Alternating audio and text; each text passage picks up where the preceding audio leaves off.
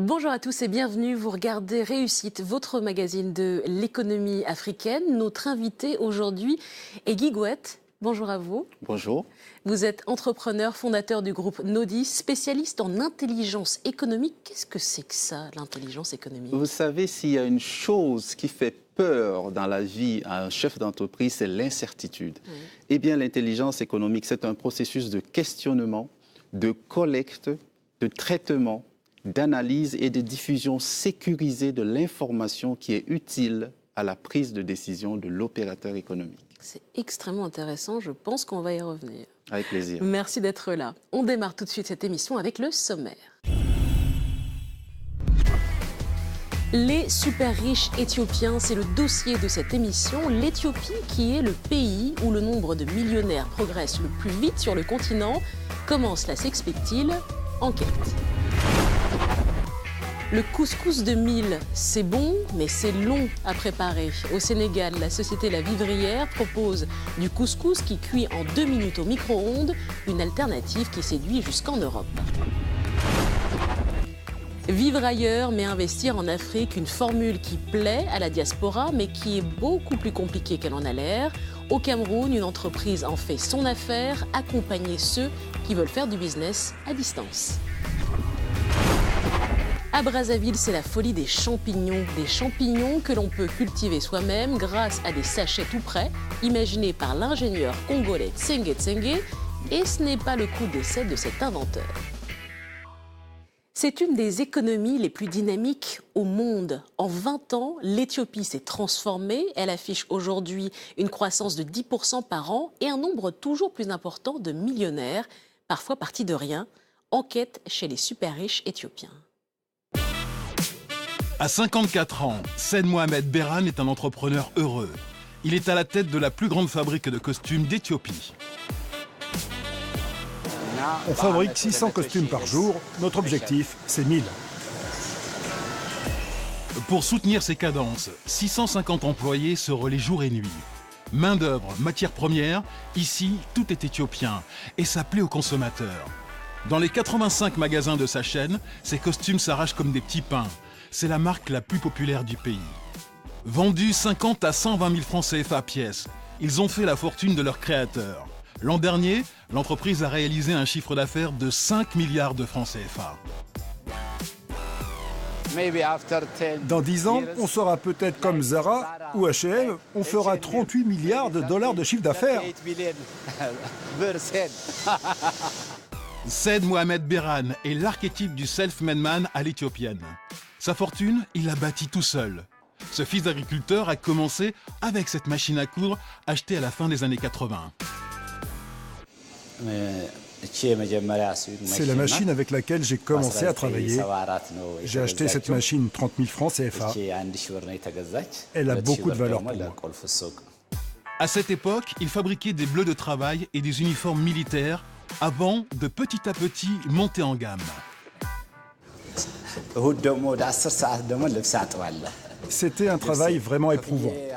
Je travaillais jour et nuit et en plus, il n'y avait pas d'électricité la nuit à cette époque. C'était très difficile, mais je me suis battu pour ça. 25 ans plus tard, sa vie a bien changé. Ambassador est une entreprise florissante qui lui a permis de devenir multimillionnaire en dollars. Et c'est dans le très chic quartier de Yeka, sur les hauteurs d'Addis Abeba, qu'il a élu domicile. Là, c'est la piscine. Ici, le sauna. Là, c'est le bar à jus. Et là, c'est les appartements des enfants. Cette maison plantée sur la colline, installée sur un terrain de 2200 mètres carrés, il a acheté il y a 2 ans 1 milliard de francs CFA.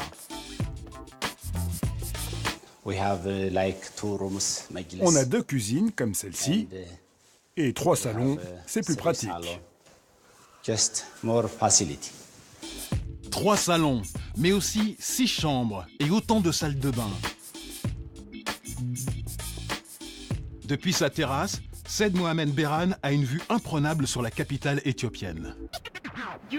Vous êtes un peu le roi de la ville ici. Oui, oui, oui. Moi qui suis simple tailleur. Et qui vient d'une famille de fermiers. La réussite de Said Mohamed Berhan n'est pas unique en Éthiopie. C'est même le pays où le nombre de millionnaires en dollars a augmenté le plus vite sur le continent, plus 108% entre 2007 et 2013. Alors, comment passe-t-on de simple tailleur à multimillionnaire? Selon cet expert en audit financier, ce phénomène s'explique par le choix économique du pays. En Éthiopie, on accueille les étrangers. On est ouvert à leurs investissements. Mais en même temps, il faut créer de la richesse pour les Éthiopiens. Il y a 10 ans, si on avait ouvert le secteur de la distribution aux investissements étrangers, alors qu'il n'y avait presque rien dans le pays, les grandes multinationales seraient venues et auraient installé leurs propres magasins. Et les Éthiopiens n'auraient pas eu ces espaces protégés pour créer de la richesse. C'est la stratégie de l'Éthiopie. Réserver des secteurs entiers de l'économie aux Éthiopiens. La banque, l'assurance ou la distribution sont interdits aux investisseurs étrangers. Résultat, les champions nationaux sont éthiopiens et ils s'enrichissent. Le pays compterait 2700 millionnaires et pour certains, c'est une aubaine. Tadiou Belete est millionnaire et lui, les super riches, il en a fait son business. Là, vous voyez, c'est les articles de presse qui ont été écrits sur moi et mon entreprise.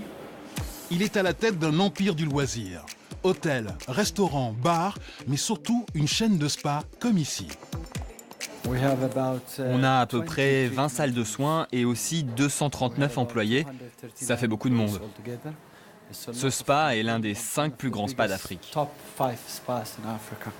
Un établissement 5 étoiles réservé à l'élite. Et pourtant, il ne manque pas de clients. Il en accueille près de 10 000 chaque mois.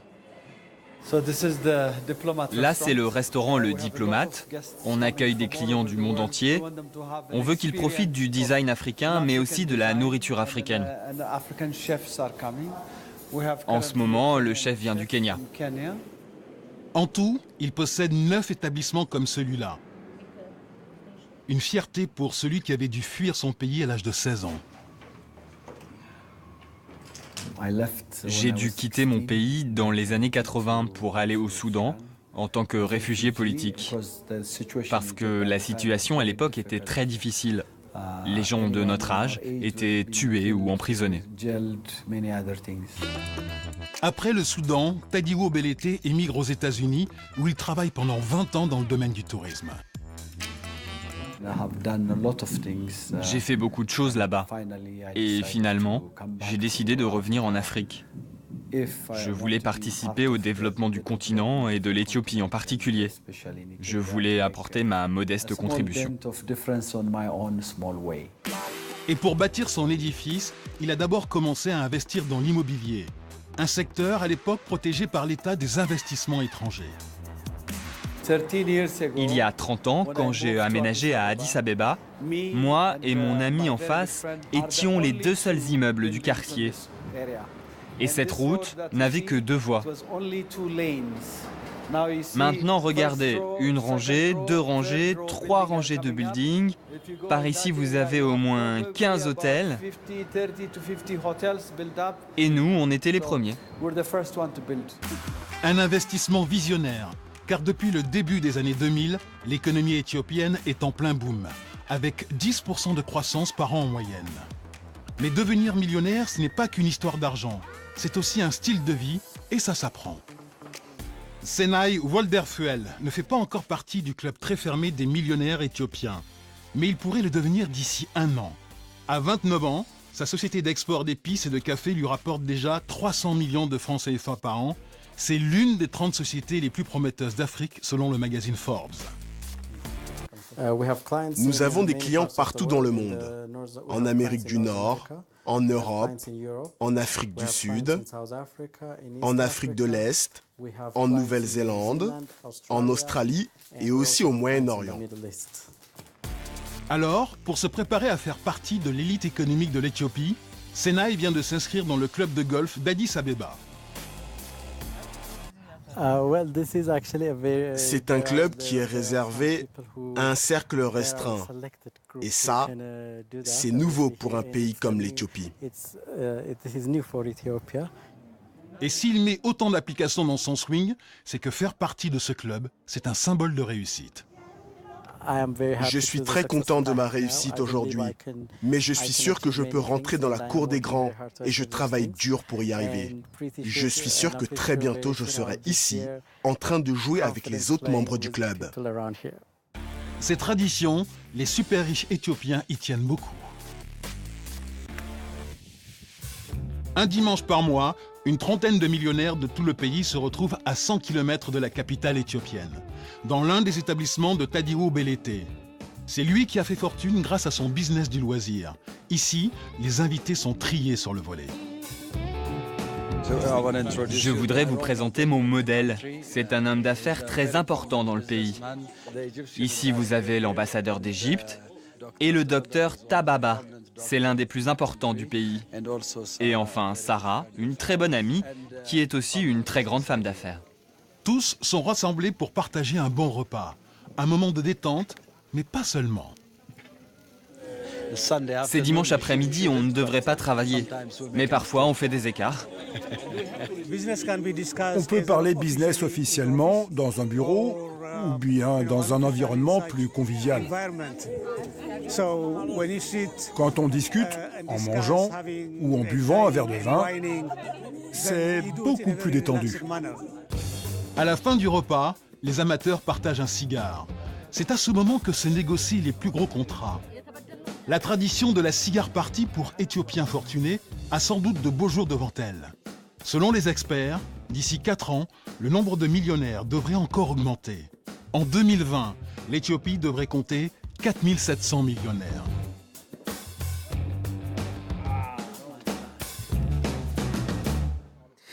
Alors, première question, évidemment, elle vient à l'esprit, Guy Gouët. Quel est le secret de cette réussite éthiopienne ? S'il y avait un seul secret, ça se saurait. Je pense clairement que nous sommes devant une conjonction de facteurs positifs qui permettent aujourd'hui l'émergence de finalement cette classe de riches, cette classe de millionnaires tout au moins. Commençons par le plan politique. Alors, contrairement à ce qu'on peut penser, eh bien, au plan politique, au plan administratif très précisément, l'Éthiopie n'est pas encore un modèle. Le système administratif est encore extrêmement lourd. Oui. Il n'est pas encore totalement facile d'y faire des affaires. Donc, ce qu'on vient de voir à votre écran, eh bien, ce sont des êtres exceptionnels. Ce sont des êtres exceptionnels qui posent devant nous un défi. Le défi de faire en sorte que ces êtres exceptionnels deviennent ordinaires et qu'ils atteignent une taille critique. Le second point, et non des moindres, c'est la consistance du marché domestique. Nous sommes sur un marché de plus de 80 millions d'habitants. Oui. Et quand les consommateurs prennent conscience qu'ils peuvent consommer de la qualité en interne, eh bien, c'est une bonne affaire pour les opérateurs économiques. Enfin, troisième élément, c'est que regardez ce qu'ils consomment, ceux qui vont dans les boutiques, dans les magasins qu'on vient de voir. Eh bien, c'est essentiellement la classe moyenne et la classe moyenne supérieure, ainsi que la classe supérieure. Ça confirme, pour ceux qui ont encore un doute aujourd'hui, qu'il existe en Afrique, en Éthiopie en particulier, une vraie classe moyenne avec de vrais besoins de consommation qui se situe peu ou prou au même niveau que les besoins de consommation de la classe moyenne chinoise, européenne même dans un certain sens. La question de la définition d'une classe moyenne africaine est souvent sujette à caution. Il y en a qui se lèvent pour dire que les fameux 340 millions de personnes appartenant à la classe moyenne, d'après le dernier chiffrage de la Banque africaine de développement qui date de 2013, est gonflé. Eh bien, que nenni, nous avons la chance d'être au quotidien sur le terrain.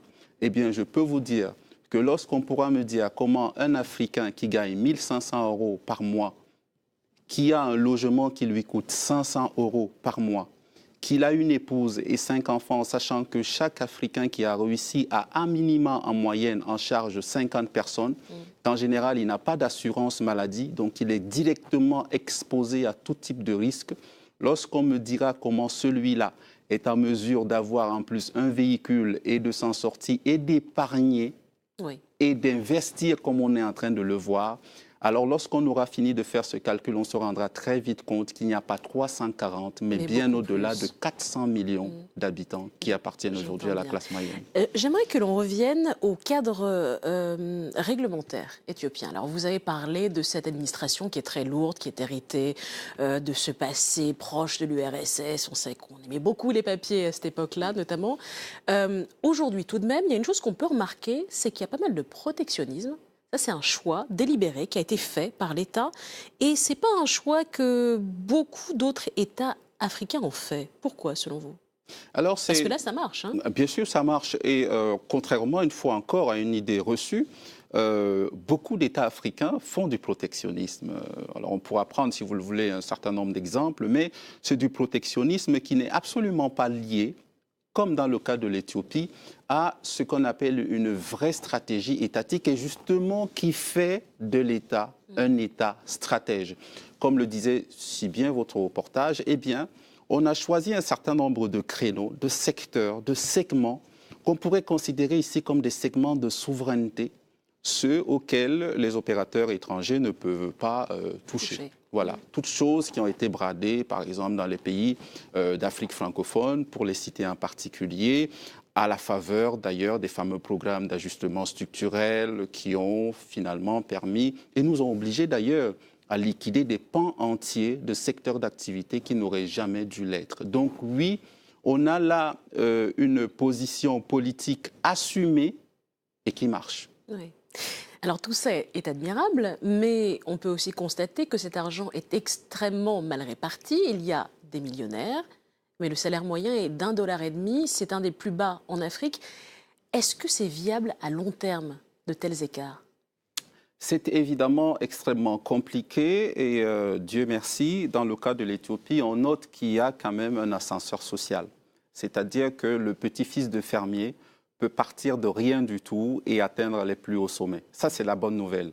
Mais maintenant, au niveau de la répartition des richesses, il est clair que, et des efforts sont d'ailleurs en train d'être mis en place, le deuxième plan de développement éthiopien qui est en train de se dérouler et qui correspond à ce qu'on appelle dans les pays d'Afrique francophone les dispositifs, les stratégies ou les plans d'émergence, si vous voulez, est en train d'être mis en place pour essayer de juguler cette problématique. Mais la vraie question, c'est de savoir si le niveau de croissance, si la masse des pauvres empêche de devenir plus riches. Eh bien, la réponse est malheureusement non. Parce que si, à titre d'analyse comparée, on voit ce qui se passe au niveau mondial, on a une observation. On peut faire l'observation suivante. Alors que l'économie mondiale est en berne, savez-vous qu'en 2015, eh bien, le monde a accumulé 99 milliardaires de plus, malgré la crise. Donc, avec une Éthiopie et une croissance à 2 chiffres depuis déjà une décennie, même si c'est dur à dire, mais il faut dire les choses comme elles sont, même avec une masse de pauvres, attendu que nous avons un marché domestique important, viable, attendu que nous avons un État stratège et entre les deux des opérateurs économiques d'un type nouveau, ça fonctionne quand même. C'est ce que ça marche et ça peut marcher durablement. Bon, espérons que ce ne soit pas le cas. La question des téléspectateurs, vous savez, c'est une tradition dans cette émission. On va la découvrir ensemble. Les pays développés n'ont-ils pas eux aussi recours au protectionnisme? Une très bonne question qui nous vient d'Abdourahmane Dalil au Cameroun. Eh bien, je vais vous dire une chose. Contrairement une fois encore aux idées reçues, les pays développés, quand je parle des pays développés, je pense notamment aux pays du bloc Europe, États-Unis, eh bien, sont des pays qui pratiquent le plus de protectionnisme, sauf qu'ils ne l'appellent pas par ce nom, évidemment, au nom des convenances. Nous sommes dans le domaine de la normalisation. Je vais juste vous prendre un exemple très précis.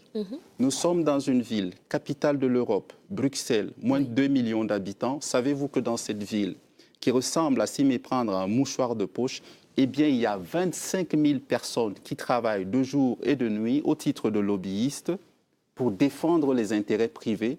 Eh bien, il n'y a pas meilleur moyen que la fabrication au quotidien de nouvelles normes pour protéger son marché. On l'a d'ailleurs vu lorsque l'Europe est allée vent debout contre les fameux panneaux solaires chinois pour les bloquer hors des territoires européens.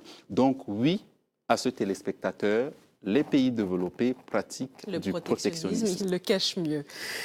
2 jours, c'est la moyenne pour nettoyer et préparer le couscous de mil. Et si on pouvait faire plus simple? C'est en partant de ce principe qu'au Sénégal, la patronne de la vivrière a mis sur le marché son couscous qui passe au micro-ondes. Temps de cuisson 2 minutes, une révolution culinaire qui séduit. Regardez. Au Sénégal, dans les supermarchés, au rayon céréales, les marques internationales se partagent l'espace avec une gamme typiquement africaine. À côté des traditionnelles farines de blé ou de maïs, du tiéré, du lalo ou encore du sungouf commercialisés sous la marque La Vivrière. Et à en croire le chef de rayon, ces produits s'arrachent comme des petits pains. Je commande sans arrêt, le produit ça sort vite, ça sort bien, donc voilà, il n'y a aucun client qui se plaint. Ni de la qualité, donc ni de... Voilà quoi, donc ce sont des produits qui passent vite, donc voilà, je ne peux pas rester 2 semaines sans commander. Adja Koulibaly est la directrice commerciale de la marque La Vivrière. Elle fait le tour des grandes surfaces pour s'assurer que les produits de sa marque ne soient jamais en rupture de stock. Il y a quelques produits qu'on devrait renforcer. Oui. Parce que je vois que ça passe assez vite. Oui, effectivement. Franchement, c'est une gamme qui marche très bien. Oui. Ce sont mes grosses ventes, quoi. Des produits traditionnels africains à destination de la grande distribution, c'est la formule de La Vivrière. Une société sénégalaise pionnière dans l'industrialisation de produits à base de mil ou de niébé. Bineta Koulibaly, la patronne, s'est lancée avec une idée simple. Proposer aux femmes des produits prêts à l'emploi, là où il fallait plusieurs jours de préparation auparavant. Pour faire ce que, imaginez-vous, il fallait se lever 48 heures où on passe son temps à piler au mortier, à laver, à repiler, à rouler à la main. Et ça demandait 2 jours de travail pour y arriver. Maintenant, avec le sachet vendu par La Vivrière, vous pouvez en 2 minutes, 3 minutes au micro-ondes vous servir de ce produit-là. Cette idée, Bineta Koulibaly l'a eue en 1993, alors qu'elle travaillait dans une banque de Dakar. 22 ans plus tard, La Vivrière, c'est une PME dynamique qui vend les 14 produits de sa gamme partout dans le monde. Vous avez le haraw, vous avez le sungouf, c'est la farine de mil, vous avez le sankhal également tiré du mil. C'est des produits très prisés, très adorés par les Sénégalais, par les autres Africains qui ont connu ce produit-là depuis leurs arrière-grands-parents et qu'ils trouvent maintenant partout dans le monde puisque avec la mondialisation, c'est possible. Sur ce marché, Bineta Koulibaly n'a pas de concurrent, car le mil est une céréale qui demande beaucoup de préparation. Avant d'obtenir ces produits, il y a des dizaines d'opérations à effectuer. Alors, dès le départ, Bineta Koulibaly a essayé d'industrialiser au maximum la production. Voilà, la première machine que nous avons acquise en 1993. Imaginez-vous, elle marche encore et elle nous permet de décortiquer proprement le petit mil qu'on retire du mil brut et disons qu'on a acheté au fur et à mesure de nos possibilités financières. Pour équiper son usine, Bineta Koulibaly a dû adapter les machines, car aucun industriel ne propose de modèle destiné à fabriquer du mil. Mais à force de recherche, elle est parvenue à automatiser une grande partie de la production. Du tri des grains de mil à l'emballage, 80% du processus est réalisé par des machines. C'est pour séparer parce que quand le produit sort du couscoussier, c'est de gros blocs. Pourtant, certaines étapes sont toujours réalisées à la main, comme le roulage, indispensable pour réaliser le couscous.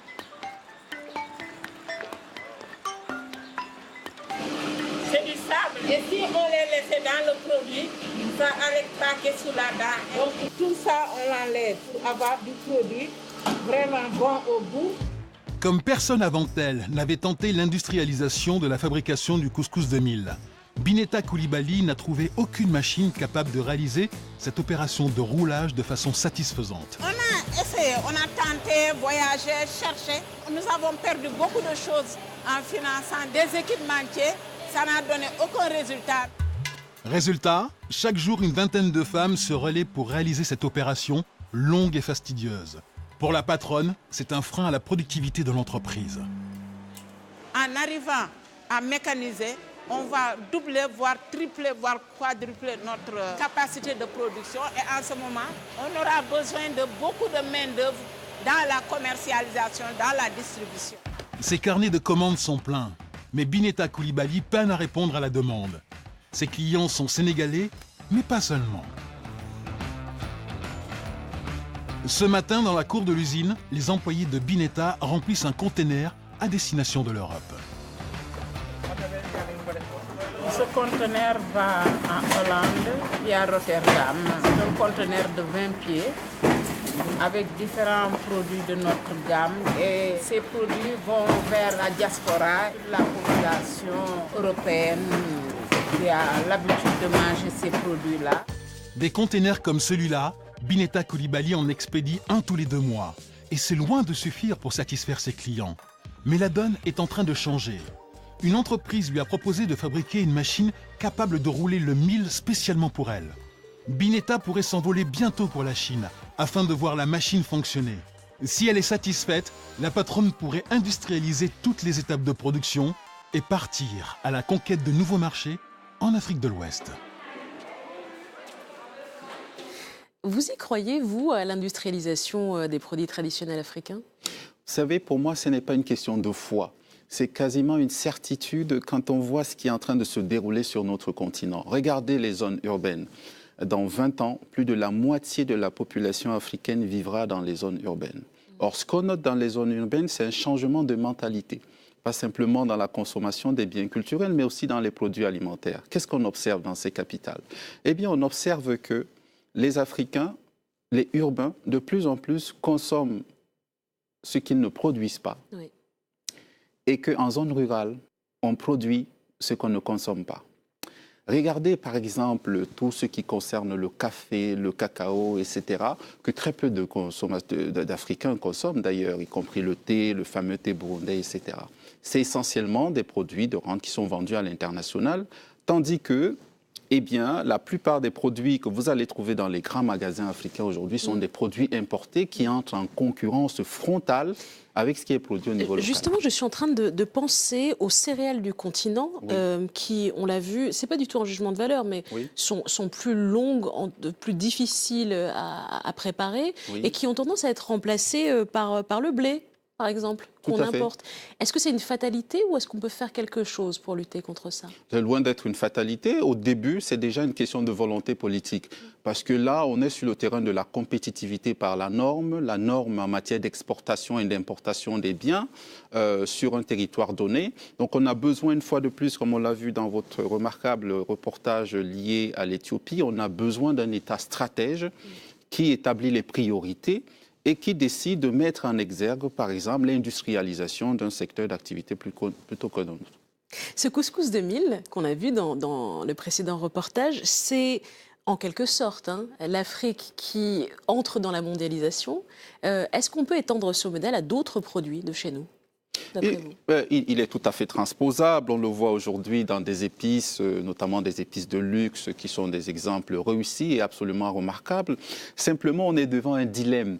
Pour nous, on considère que rentrer dans la mondialisation, c'est rentrer dans le tout industrialisation, alors que dans des capitales, d'ailleurs comme Addis Abeba, qu'on citait tout à l'heure, mais pas qu'Addis Abeba, regardez Accra, regardez aussi par exemple Nairobi, où les populations expatriées sont absolument ravies, par exemple, de consommer de la pizza au feu de bois.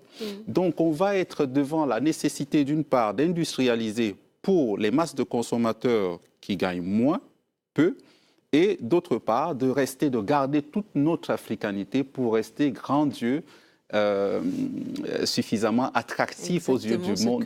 Voilà, de la crème des crèmes au niveau mondial. Dans quelques instants, Réussite vous montre par l'exemple qu'on peut gérer une entreprise africaine à distance. Il faut juste être bien entouré. Restez avec nous, c'est juste après la pub.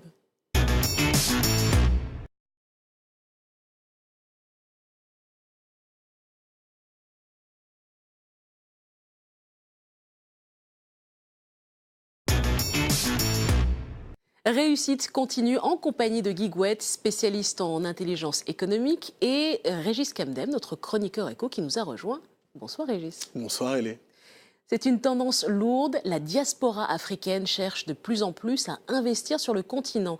Mais c'est un parcours semé d'embûches, difficile en effet de gérer une entreprise lorsqu'on habite à plus de 6000 km. Alors au Cameroun, une société a décidé d'en faire son business.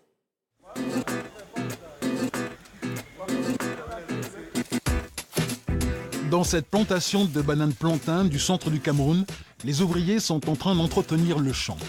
J'ai juste nettoyé le plantain, j'ai enlevé la feuille morte. L'objectif de l'opération, faire de la place pour pouvoir planter de nouveaux bananiers.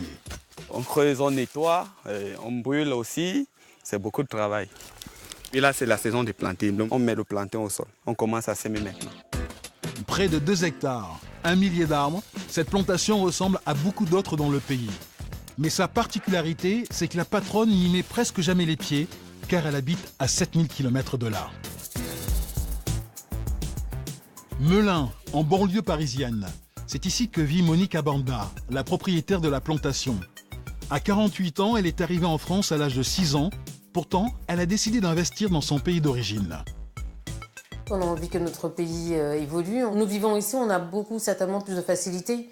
Donc je pense que aider nos frères qui vivent au Cameroun en leur procurant un petit travail, c'est un très bon investissement. En plus de sa bananerie, où elle a investi 2 millions de francs, Monique Abanda a aussi acheté des forêts.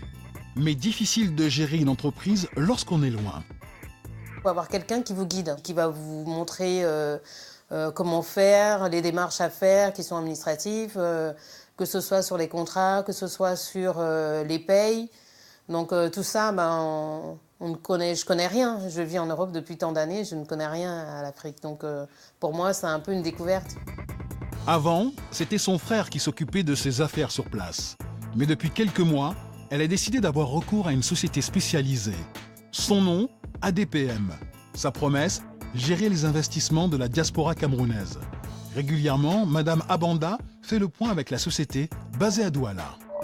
D'accord. Je vous demandais où en est les recherches là, l'étude que vous deviez faire pour moi. Oui, trouver des personnes, couper les plantains, forcément aussi arracher tout le tronc.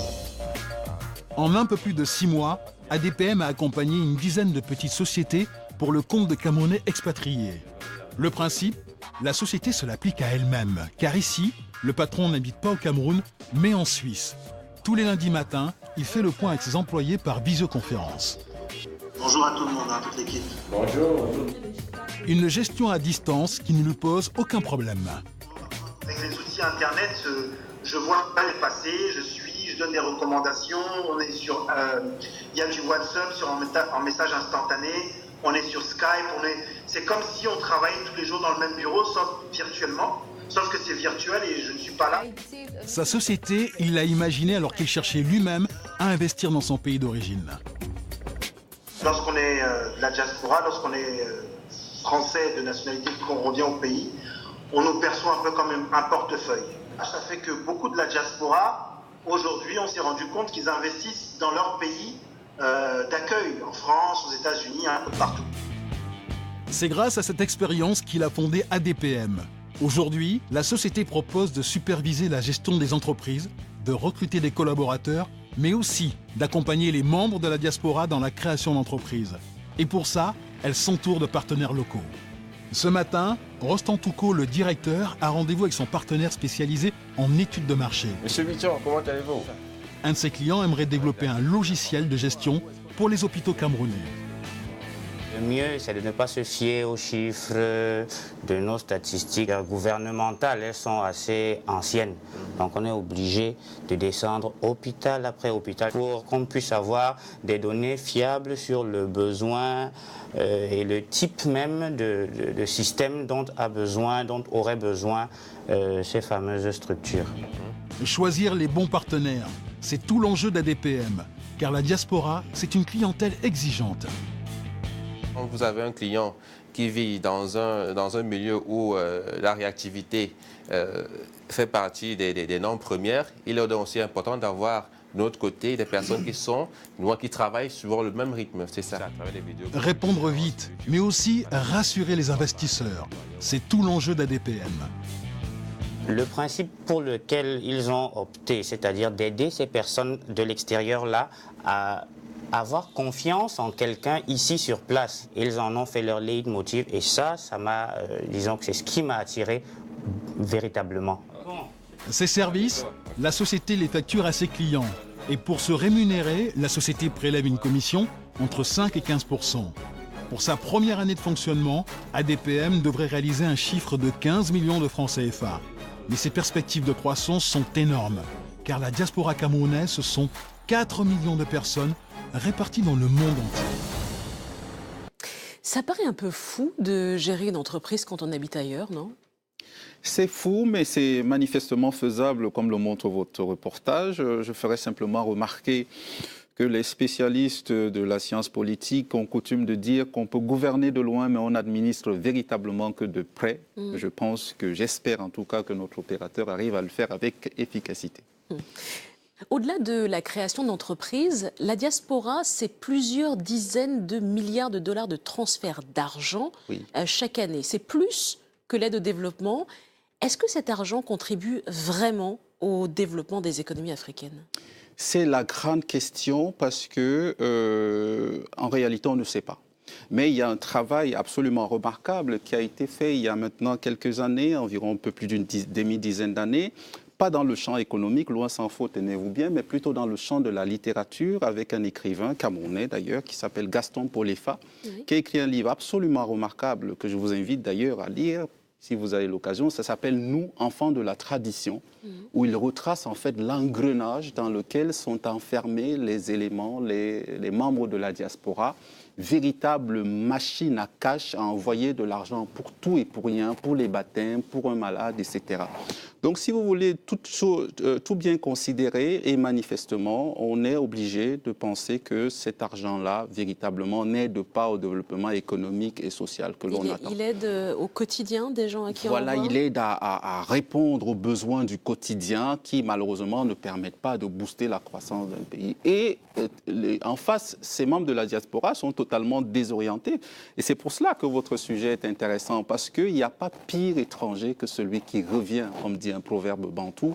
Donc il faut les réapprendre à recomprendre leur pays pour les aider plus efficacement. Régis, on le sait, le cours des matières premières est en baisse, mais il y en a une qui progresse, et c'est ? Le cacao et les...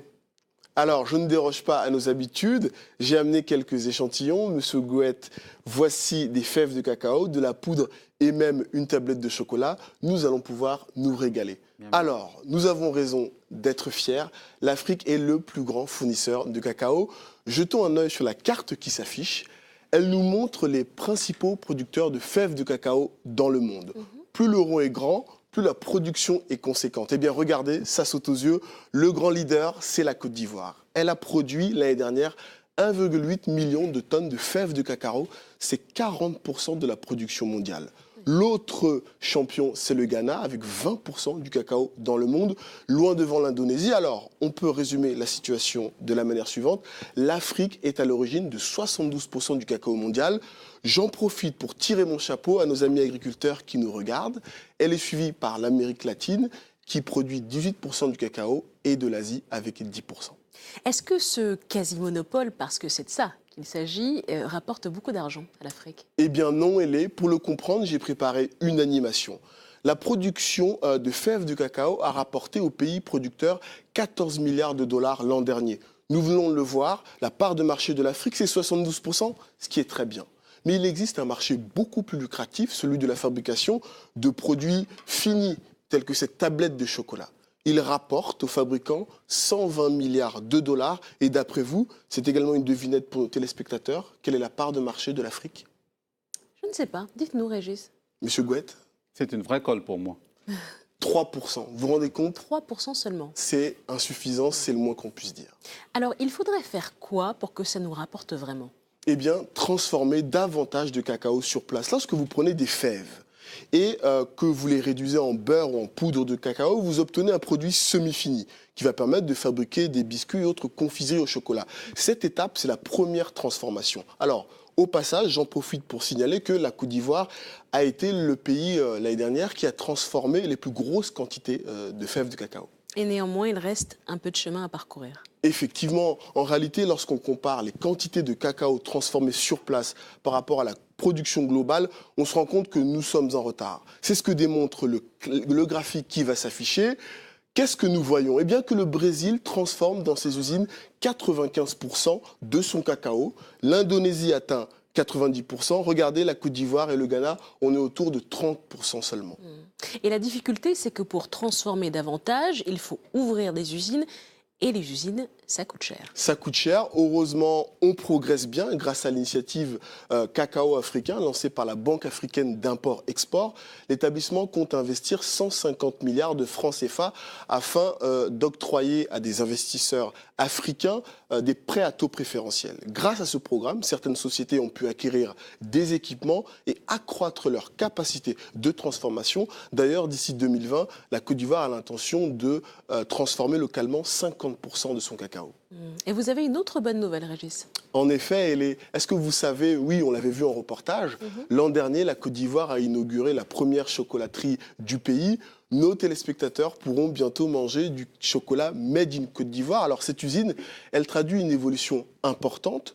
L'Afrique devient un marché pour la consommation de chocolat. C'est ce qu'attestent les chiffres, puisque sur les 5 dernières années, la consommation a augmenté de 30% et il n'y a aucune raison que ça cesse. Et ce n'est pas la seule annonce de la Côte d'Ivoire dans ce domaine d'ailleurs. En effet, le président ivoirien Alassane Ouattara a évoqué une alliance avec son homologue ghanéen en mars dernier à l'occasion de l'Africa CEO Forum qui est, je le rappelle, le grand rendez-vous des décideurs africains extraits. Peut-être que, Monsieur le Président, si nous arrivons à faire du beurre et de la pâte de cacao, nous pourrons créer un genre d'OPEP chocolatier. Comme ça, nous serons en mesure de fixer le prix du chocolat et l'appliquer à nous-mêmes plutôt que de subir le prix du chocolat qui nous est vendu en importation. Qu'en pensez-vous ? Plutôt original, une alliance Côte d'Ivoire-Ghana pour contrôler les prix de vente du cacao. En tout cas, nous suivrons le dossier de très près. Ça me paraît une excellente idée en tout cas. Guy Gouët, est-ce que les pays africains ont intérêt à travailler ensemble pour accroître les revenus issus des matières premières? Est-ce que c'est même possible d'ailleurs? Je pense que la réponse est dans la question parce que c'est plus qu'une nécessité. C'est devenu absolument vital et ça ne peut pas durer de toute façon. Ça ne peut pas durer parce que dans la vraie vie, dans le monde réel, eh bien, quand vous allez au marché pour trouver un objet acheté, eh bien, c'est celui qui a fabriqué, c'est le producteur, c'est le vendeur en tout état de cause qui vous en donne le prix, à tout le contraire de ce qu'on est en train d'observer aujourd'hui, et qu'on le fait d'ailleurs depuis plusieurs années sur le marché des matières premières.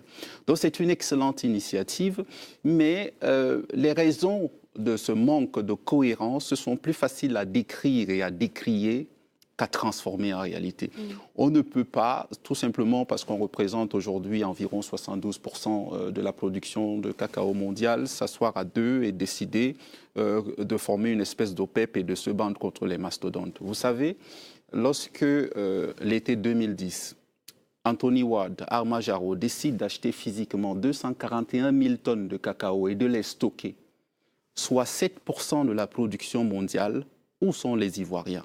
La vraie question de cette problématique, c'est l'information. Oui. Il faut avoir l'information sur la météo.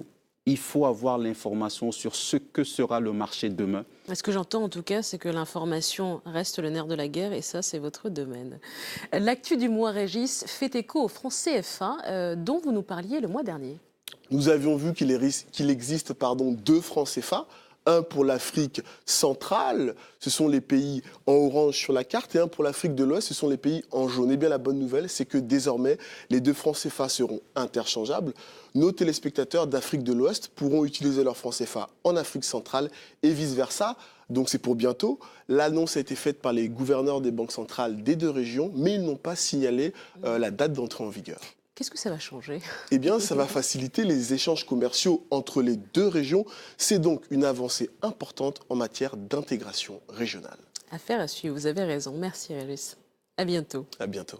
Tsenge Tsenge veut révolutionner le quotidien des Congolais. Ses inventions, le séchoir électrique de poissons ou encore la biscuiterie à charbon font fureur.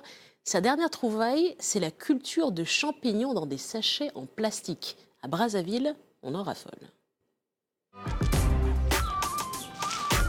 Chez l'inventeur congolais Tsenge Tsenge, une opération délicate est en cours. Chaque semaine, le technicien en charge de l'incubation fabrique des semences de champignons dans ses pots en verre. Gants, compartiments étanches, il faut éviter toute contamination.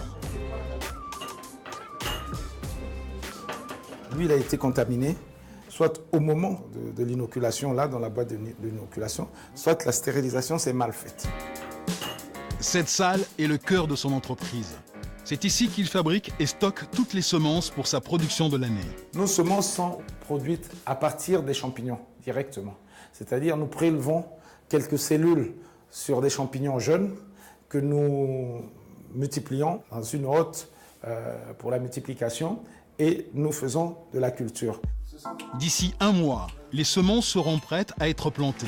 Elles produiront des champignons pendant 1 an.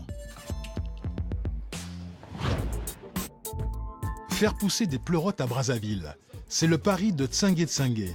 Il a investi toutes ses économies pour mettre au point le meilleur procédé pour y arriver. Alors, bon, on doit mesurer la température. Là, on est à 30. Vraiment, on commence à être très chaud. Pour baisser, on doit apporter beaucoup d'humidité, des choses comme ça, et créer des courants d'air et de l'humidité pour abaisser la température, quoi. Mais il y a toujours un risque. Des courants d'air peuvent vous faire dessécher les champignons qui sont en cours de production. Après 2 ans de tests, sa technique est au point.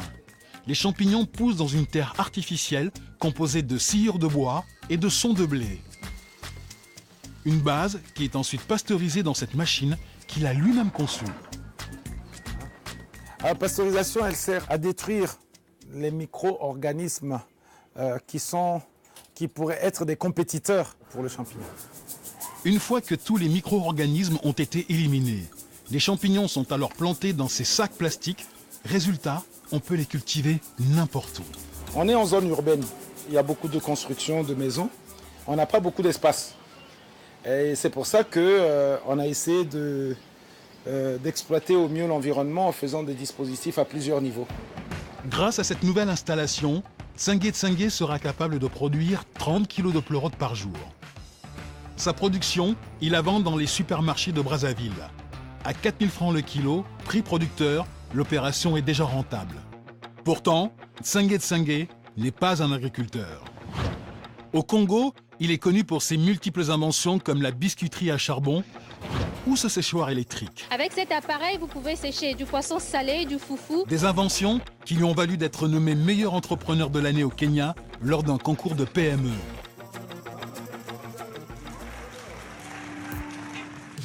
Alors, l'objectif de Tsangué Tsangué, ce n'est pas de vendre des champignons, mais de vendre ces fermes de champignons en kit pour permettre à d'autres d'entreprendre. Bienvenue chez le myciculteur, bienvenue. Merci de nous recevoir, merci. Ce matin, il accueille 2 entrepreneurs. Ils sont dans l'import-export, mais ils aimeraient bien se lancer dans l'agrobusiness. L'inventeur se transforme en VRP. Lui, il est vraiment à maturité. Celui-là est très bon. Vous voyez, on va reconnaître un truc qui a été pris au bon moment par les lamelles que vous voyez. On sent qu'il est frais, quoi. Ah, il est bien, il est frais. Pour convaincre ses clients, Tsangué Tsangué leur fait visiter son unité de production. Et il met en avant tous ses avantages. L'unité n'a pas besoin de quelqu'un qui a un grand diplôme. Même un analphabète peut conduire l'unité. Vous voyez ? Bon, gérer, ça va demander autre chose. Mais conduire l'unité de production, c'est-à-dire l'incubation, les arrosages, toutes ces opérations ne requièrent pas véritablement de savoir lire et écrire. Mais son argument de vente principal, c'est le faible coût de production de ces champignons.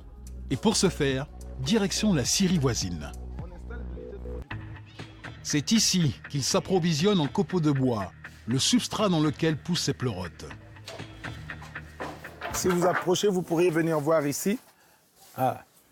Donc vous voyez que même les machines sont quasiment noyées dans les déchets. Comme ces copeaux sont des déchets, les menuiseries les lui fournissent gratuitement. Une aubaine pour le myciculteur. Ah, les copeaux sont gratuits. Nous, on vient leur débarrasser des choses, quoi. C'est même eux, normalement, qui chargent. On leur dépose les sacs, comme c'est quelque chose qui les arrange. Vous voyez ? Et ils ne nous vendent pas les copeaux, non. Les copeaux sont gratuits. Au terme de la visite, les clients semblent convaincus. Ils voient tout l'intérêt commercial du produit. C'est un produit très prisé des Congolais. Ensuite, c'est un produit que nous avons 1 à 2 mois dans l'année. Juste après la saison sèche, quand les pluies tombent, on a ce produit-là. Le reste du temps, nous consommons des produits en conserve. Alors, pouvoir avoir des champignons chez nous toute l'année, dis donc, c'est un bonheur pour les restaurants, pour les hôtels et pour toutes les familles. Dans quelques mois, Tsangué Tsangué va livrer ses premières unités de production de champignons mobiles. Elle comprend les machines, les semences et même la formation du personnel. Mais déjà, il se lance un nouveau défi, la production d'un autre mets prisé des Congolais, les larves de scarabées rhinocéros. Et pour commercialiser son procédé, il compte appliquer les mêmes recettes que pour ses champignons, produire des mini-fermes en kit. Ce profil de businessmen qui veulent investir dans plein de domaines, souvent très différents, est-ce que c'est représentatif de la nouvelle génération d'entrepreneurs africains? Ça appartient en tout cas à la crème. La crème, je dirais même la crème des crèmes, qui est en train d'émerger tout à fait progressivement et qu'on peut expliquer de deux manières au moins. La première, c'est que d'où émerge l'idée d'entreprendre? Eh bien, elle vient du besoin de répondre à une attente, j'allais dire de répondre à un besoin. La nécessité de répondre à un besoin. Et force est de constater aujourd'hui, c'est la deuxième raison, que le marché africain est totalement ouvert, que sur ce continent-là, il y a tout à faire. Maintenant, il y a quelque chose à signaler qui me semble absolument fondamental, une fois qu'on a fini de dire ceci. Eh bien, c'est tout simplement qu'on a encore aujourd'hui plus de 3/4 du tissu économique africain qui est constitué de PME et de TPE. Or, la concurrence internationale arrive, elle est massive, elle est véloce, elle est costaude, d'où la nécessité absolue qui est la nôtre aujourd'hui de commencer à constituer des grands groupes. Martin Luther King disait « Combattons ensemble comme des frères, sinon nous mourrons ensemble comme un troupeau ». Cela s'applique aujourd'hui sur le terrain de l'économie en Afrique. Je précise que les TPE, c'est les très petites entreprises. Exact. Parlons un petit peu de vous, Guy Goët. L'intelligence économique repose, pour schématiser, sur la connaissance de ce que font nos concurrents. En quoi est-ce que c'est différent de l'espionnage industriel? Eh bien, c'est différent pour une raison toute simple. C'est que quand on parle d'intelligence économique, eh bien, on parle d'une activité dont la matière première est l'information de source ouverte, l'information légalement disponible dont vous et moi et les téléspectateurs peuvent accéder sans absolument enfreindre la loi. À tout le contraire de l'espionnage qui va mobiliser un ensemble d'outils, de techniques et même de méthodologies qui permettent d'accéder à une information qui est protégée ou en tout cas dont l'interdiction est consacrée par les textes ou quelquefois les us et coutumes du lieu dans lequel on opère. Alors, c'est un service qui coûte cher. Je vais paraphraser le président Kennedy qui disait « Vous dites que l'éducation coûte cher, essayez l'ignorance ». C'est la même chose qui se trouve aujourd'hui sur le terrain de l'information. Ceux qui ne pratiquent pas encore l'intelligence économique, eh bien, ne peuvent pas compétir dans un environnement hyper compétitif. Donc nous, aujourd'hui, on est présent sur 3 continents, dont l'un de nos bureaux, comme vous avez dit tout à l'heure, est au Cameroun. Mais malheureusement, force est de constater que jusqu'à 80% de notre clientèle reste essentiellement une clientèle internationale, et donc constituée de grands groupes qui vont sur le continent africain. Et sur les 20% restants, malheureusement, j'allais dire heureusement, on a 15% qui appartiennent au Maroc, où on voit l'arrivée massive des champions nationaux sur les pays d'Afrique subsaharienne. Il est temps, mais je pense que qui va lentement va sûrement. Je pense qu'on est en train d'injecter aujourd'hui, de créer par les nouveaux types de dispositifs en matière d'éducation, notamment formation à l'entrepreneuriat, comme on l'a vu récemment avec la Côte d'Ivoire, un nouveau type d'entrepreneur qui n'existait pas jadis. Vous savez, on a eu dans les années 80 avec les Mama Benz et plus tard, on a des richissimes hommes d'affaires comme ça qui sentaient le marché. Ils avaient le flair, ils n'avaient pas besoin de l'étudier. Cette génération est en train de passer. Elle a eu l'intelligence d'envoyer ses enfants, sa progéniture dans les grandes écoles en Occident et partout ailleurs. Eh bien, quand ils reviennent, qu'ils prennent en charge les entreprises de leurs parents, ils savent ce que c'est qu'une étude de marché, ils savent ce que c'est qu'une investigation économique et financière, ils savent que la réputation d'un possible partenaire peut entamer le dispositif qu'ils sont en train de mettre en place. Ceux-là ont vocation à faire appel à l'intelligence économique. Guy Goët, merci beaucoup d'avoir répondu à l'invitation de Réussite et merci à vous de nous avoir suivis. Je vous rappelle que Réussite, c'est le premier samedi du mois sur Canal+. Nos reportages sont visibles sur canalplus-afrique.com et la page Facebook de la chaîne est toujours disponible. Prenez soin de vous. Bye.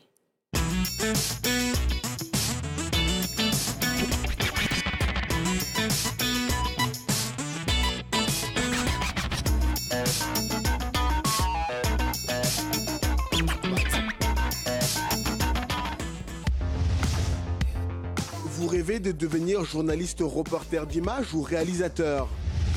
Réussite vous propose de suivre la formation « Devenir un professionnel de la télé » en partenariat avec Canal+. Pour vous inscrire, rendez-vous sur devenirunprodelatélé.com.